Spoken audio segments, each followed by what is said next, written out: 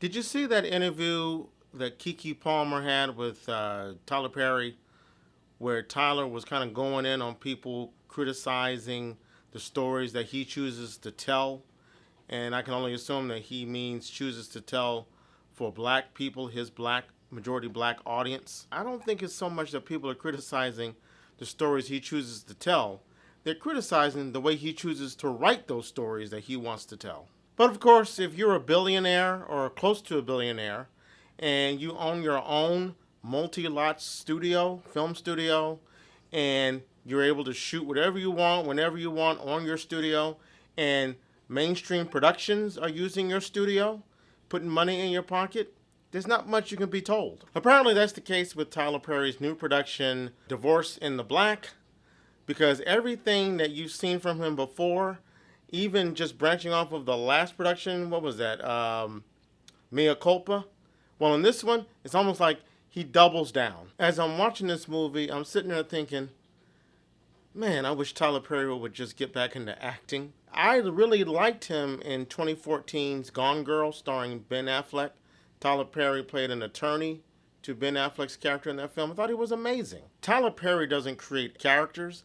He creates plot devices that just say dialogue to help move the plot from A to Z. I feel like at this point, Tyler Perry, his scripts are generated by AI, as are his characters, as are his plots. He has a template that he seems to be working off of currently, because I've noticed in the last 2 or 3 films of his that I've watched, it seems to be the same plot line all the way through. And in a Tyler Perry movie, there's no middle ground. There's no subtlety. You're either a black person who is upwardly mobile. You probably have a name like Harper, Benji, Tyler, Ava, Eva. You live in a nice home. You're a banker.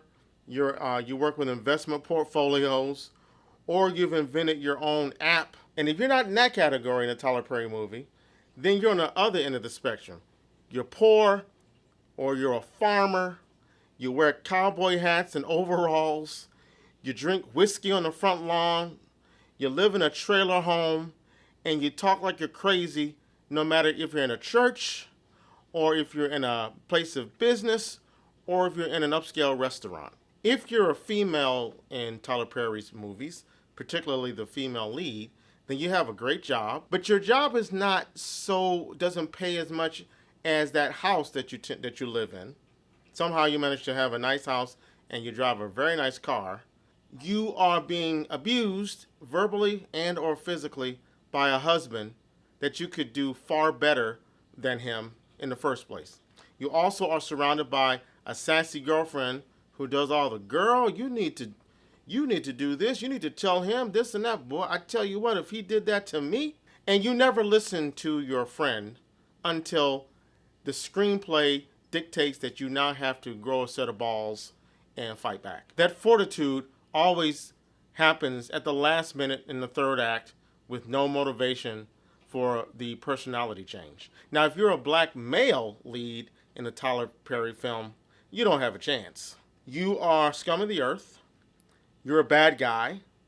You're probably either very successful or you're dirt poor and you ain't got no kind of common sense. There aren't any nuances in the plots or the characterizations in Tyler Perry's movies. There's no redemption per se. The characters do go from one position to another position, as Meagan Good's character does in this film. But the problem is, it's just a change-up that comes out of nowhere. It goes from submission to all of a sudden this total inner strength that came from nowhere. So I don't know if that really counts as redemption so much as it is the screenplay says we're running out of time. We got to change this character so we can flip the script and have this person come out victorious. There's no exploring why a character behaves a certain way. What made them so evil? What made them so submissive? That's not necessary to get into because we just want some drama in a Tyler Perry film, right? And he's really good at providing that. You know, I did forget about one character in most Tyler Perry films. That's the secondary male lead who either plays the role of the friend or the homie to the male protagonist or antagonist who's the asshole, and the friend tries to counsel the asshole friend, man, you need to stop doing what you're doing. And of course, the asshole friend doesn't listen either. Or you have the male sidekick who tries to assist the subjugated female lead. They're all sidekick characters that provide that sassy, worldly knowledge that the main character never listens to until the third act when they're required to take action because the film is about to end. Now that you've got all your characters lined up, then there's Act 1, Act 2, Act 3. Act 1, you have the subjugated female who acts like she can't speak for herself, doesn't know how to stand up for herself, tries to do everything she can to make the marriage work, and you're sitting there saying, why are you bothering? What was, get a life, get away from that person. Anybody could see that he's no good. Then you have Act 2, where something happens with the abuser, and then the sassy friends, they can constantly say, okay, you got to get away from this guy. And then there's always typically going to be a church scene or a scene where mama and daddy are telling the young lady, oh, what did we do wrong? We want better for you. He better not put his hands on you. You need to turn to the Lord. You need this, you need that. And then we have Act 3, where the protagonist, out of the blue, just grows a pair of balls or gets some fortitude out of nowhere. Some big scene happens, but there's a fight. And if you've seen any Tyler Perry movie, I could tell you what typically happens, and it wouldn't be spoiling anything, but I'm not going to say anything. And then what's interesting is that at the end of the Tyler Perry movie, everybody goes on with their lives.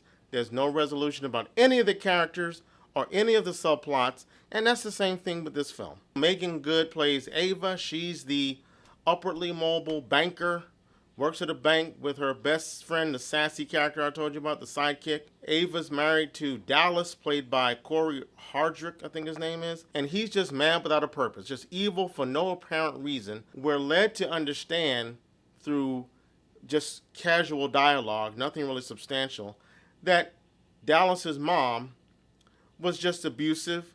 And the actress that plays the mom, she plays that role to the hilt. She's kind of like a Precious version 2. She's just an idiot. She's just ratchet. But that's not enough to explain why Dallas is such a miserable person. So this is about a divorce. He's miserable before Ava gives him the divorce, and he's miserable after Ava gives him the divorce. And you know why that is? If he gets what he wants and he is resolved and that's the resolution and that's his character arc is finished, then we don't have a Tyler Perry Act 3. So this guy's just a psychotic. He's just insane. Just makes no sense why he wants to divorce Meagan Good, because Meagan Good is beautiful in this movie. As a matter of fact, her dialogue at the beginning in Act 1 doesn't make any sense when her sassy girlfriend is telling her, girl, you need to leave him, this and that. And she's like, well, I'm almost 40 and my looks are starting to fade. He's not going to love me. He said he would replace me with someone younger. This is Meagan Good we're talking about. She dresses in this film that if you are a red-blooded, cisgender, straight male, ain't nowhere in the world you're thinking about, I want a divorce. And prior to giving him the divorce that he wants, we go through a lot of scenes of melodrama where she goes back home from Atlanta to her hometown, some country-ass town, about an hour and a half away. She meets up with her dad, who's the preacher, and a farmer on the side, her mom. There's extended scenes of them crying and praying and talking about going to church and how you need to leave that man. And the mama is like, what did I do wrong? I just wanted you to be happy. And she's crying, and mama, you ain't do nothing wrong.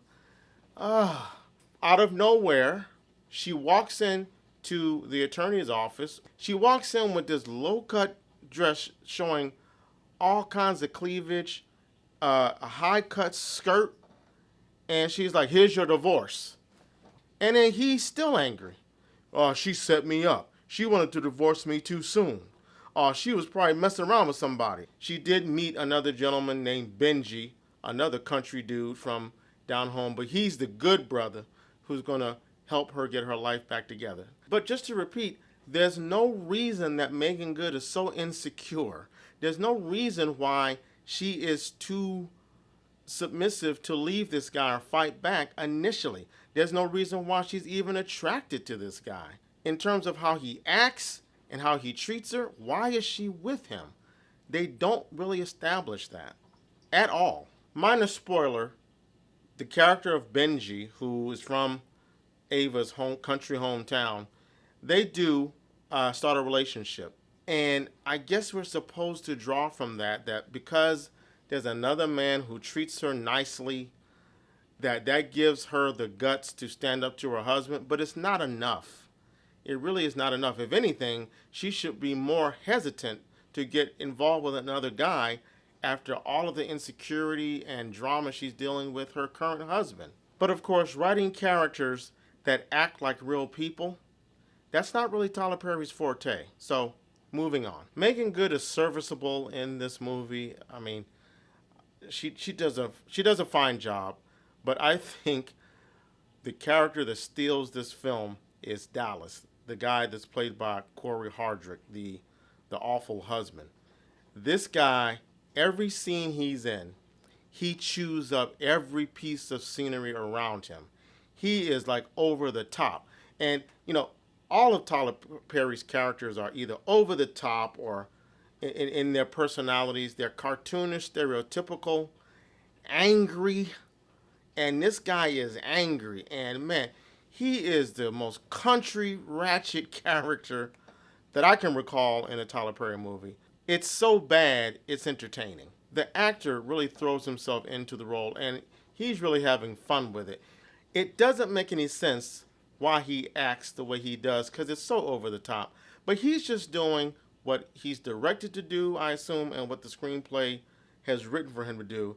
And man, he is entertaining, maybe for all the wrong reasons, but he is great to watch. When he leaves the screen, I'm waiting for the time he comes back, because I know something's going to happen, and it's going to be funny unintentionally, and it's going to be great to watch. Just like it makes no sense that Meagan Good's character and Dallas, the husband, would ever have connected in the first place, we have to believe that Dallas and his best friend are best friends, even though they don't show anything that indicates why they're best friends, because every time they meet each other, his homeboy, I don't remember the character's name, but it's the character who's married to Ava's best friend, the sassy sidekick. Every time they're together, Dallas is like, "You supposed to be my homie. You supposed to be my best friend." And his homie or his best friend, the look on his face is always, "Why do I put up with this motherfucker?" He's always like, "Oh, you need to chill. What? Can you calm down? Yo, what's up with you? Hey, don't talk about my wife like that." Like, why are these two friends? There's no evidence of that. But that leads me into something deeper, and I don't want to run on and on and on, but the character of Dallas could be a very compelling character study, almost on a Shakespearean level. He is clearly a damaged individual. And because of that, I find his character fascinating. I want to know, why is he like that? They try to get us to believe that, well, like I say, they're poor, they live in a trailer, their mama ain't shit, but that's still not enough. He's a grown man living in a trailer with his 4 brothers. I want to know more about, why is he like that? Did he try to succeed and something happened and he failed in life? That would be a great character study to find out why he's like that. His character reminds me somewhat of, this is going back to 1980 or 1981, the film Raging Bull, directed by Martin Scorsese, one of my all-time top 10 favorite films. His character kind of reminds me of Jake LaMotta, a very self-indulgent, insecure boxer whose attitude, personality, and actions were so self-destructive that it led to his own downfall. But that was a character study, and by the way, Jake LaMotta was an actual boxer in real life. That was an excellent character study. If Tyler Perry had written something like that, where we delve into this person's life, not just superficially, this could have been one of the greatest characters he's ever written. But it doesn't matter. He doesn't have the time to do that. He doesn't have the wherewithal to do that or the desire to do that. Act 3 of this movie, the climax, is just completely laughable. You look at it and you say, if that's where this was going, we could have wrapped this up in 45 minutes. And after it happens, or after the scene takes place, the climax takes place, there's no consequences. There's no resolution of all the subplots. Like there's an affair that was brought up out of the blue in this film that could have been interesting.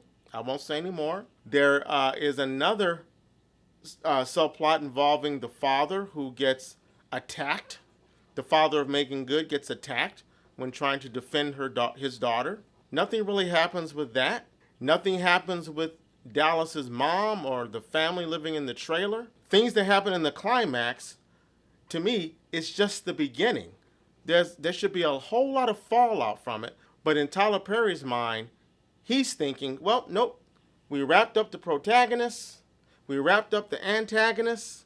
We don't have to deal with any fallout. We don't have to deal with any consequences.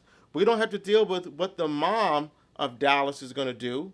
We don't have to deal with the result of Meagan Good's father being beaten up and attacked. None of that matters because we have an ending, right? It's not a satisfactory one.